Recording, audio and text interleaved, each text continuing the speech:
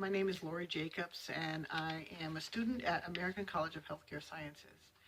And I'm here to give you some information about yarrow herb, which is called Achillea millefolium. Yarrow is like one of my favorite herbs. I use it all the time. I make tea for my kids. It grows wild all over my yard. I make tea and I mix it with spearmint, because spearmint is very good. It's full of vitamins. And I mix it with chamomile German, because chamomile, when someone is sick, the chamomile is so awesome because it relaxes them so they can sleep better, because when you're sick, sometimes you're up all night. But the yarrow is good because it's a diaphoretic, it's a diuretic, it's anti-inflammatory, it's antiviral, and here, let me read the list because it's so much, it's so wonderful. Let's see, it is antibacterial, anti-inflammatory, antimicrobial, antiseptic, antispasmodic, astringent, cholagogue, diaphoretic, diuretic, it's amenagogue, expectorant, hemostatic, hepatic, stimulant, stomachic, styptic, and vulnerary. Vulnerary means it heals wounds quickly. It's just great for everything, and it tastes good. That's the thing. Years ago, I used to buy different teas that were already made for kids when they were sick, and they just did not taste good at all. Another wonderful, wonderful thing about yarrow is that it's got awesome vitamins. It has copper in it, phosphates, potassium, potash, and it's loaded in magnesium. So it's really healthy for you. You can eat the flowers. You can saute the stems.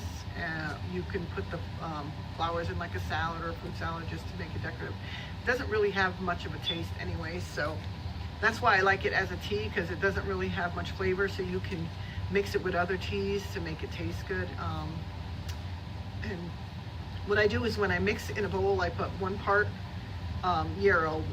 Like, say I was going to do a big bowl. I get a big bowl and I put 1 cup of yarrow herb, 1 cup of spearmint herb, and then a cup of chamomile German herb.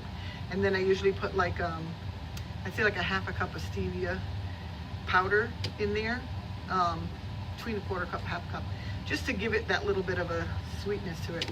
And then I just put them in those press and seal tea bags, and I make them up ahead of time. And then the reason I did that is because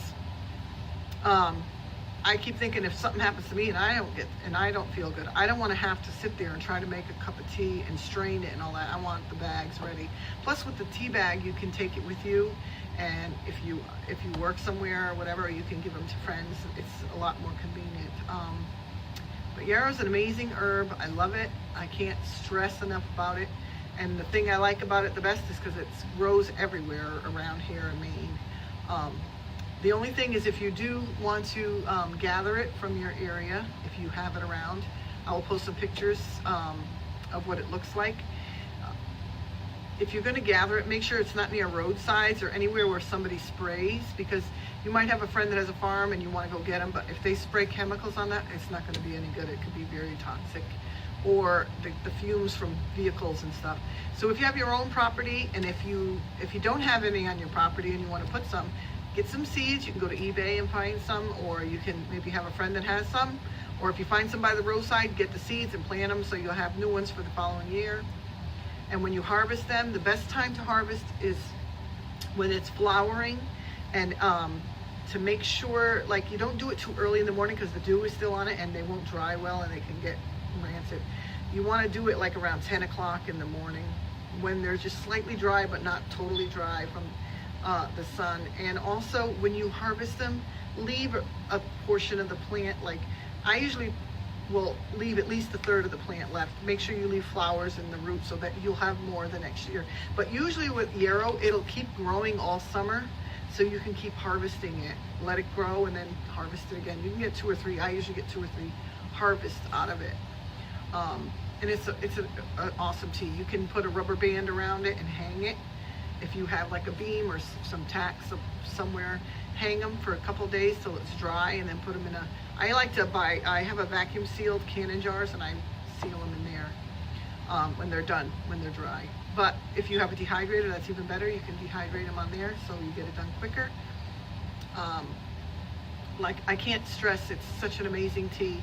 And all my friends out there that are preppers or homesteaders, this is an amazing thing, because we can prepare food and all kinds of things, but what are you going to do if your family gets sick?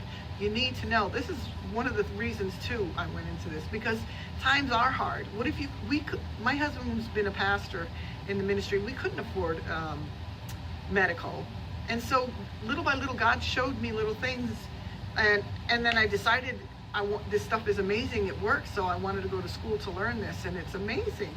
You know, there's so many books out there on backyard pharmacy, or made up by the Amish, and know your herbs, so that you can protect your family. You know, you shouldn't have to spend all kinds of money and take toxic medicine that's not good for you. Know the herbs that are healthy for your family, and then you can, you know, feel more confident that you don't get discouraged when someone gets sick or they start to get sick. But it's an amazing herb, and thank you. I did want to touch base about the contraindications for this herb. Yarrow is fairly safe, but like most herbs, they're not really recommended for if you're pregnant. I think like raspberry leaf tea is like the only herb that's actually safe when you're pregnant. But and if you're nursing, it's not really a good idea to take the yarrow. But look into other herbs you can take. And it's not really recommended for little children. Licorice spice in very small amounts, or chamomile is really good for younger children. It can be good for them in very small amounts. But yarrow is not really recommended for that because of its strong contents, but it's a good safe herb. And another thing I wanted to touch base on is that, I'm just going to read you this. It says, in the past it has been used externally and internally for hemorrhoids, hypertension, sluggish liver, measles, nosebleeds, stomach gas, and vaginal thrush.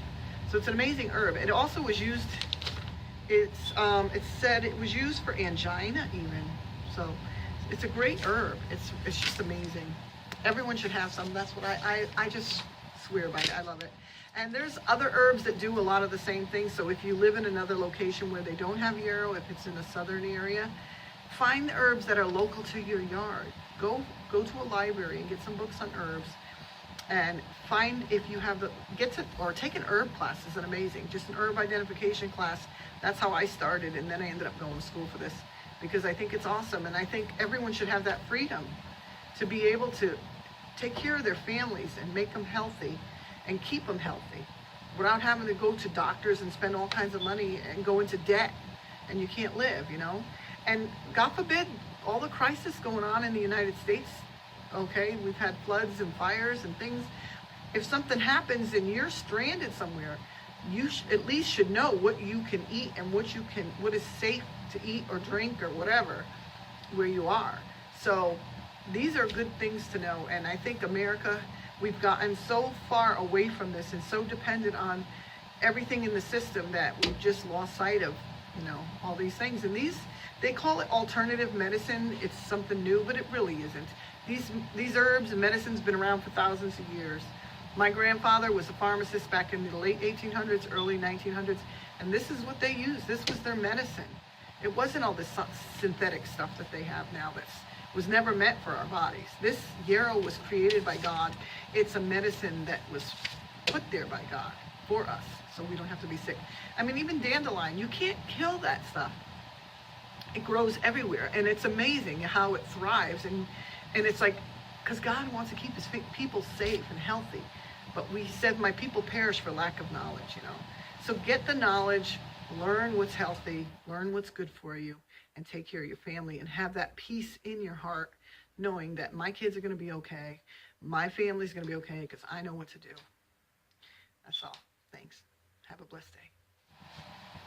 Hi. If you like this video and you want to learn some more about herbs, just look me up on YouTube under Lori Jacobs from Medway, Maine, or Lori 10 Kids, because I have 10 kids, so that's why I've been so frugal and learning all this stuff and want to keep my kids safe and healthy. And I also have 13 grandchildren, so I worry and I not that I worry, but I want to make sure they're taken care of and everybody's healthy. So look me up and have a blessed day.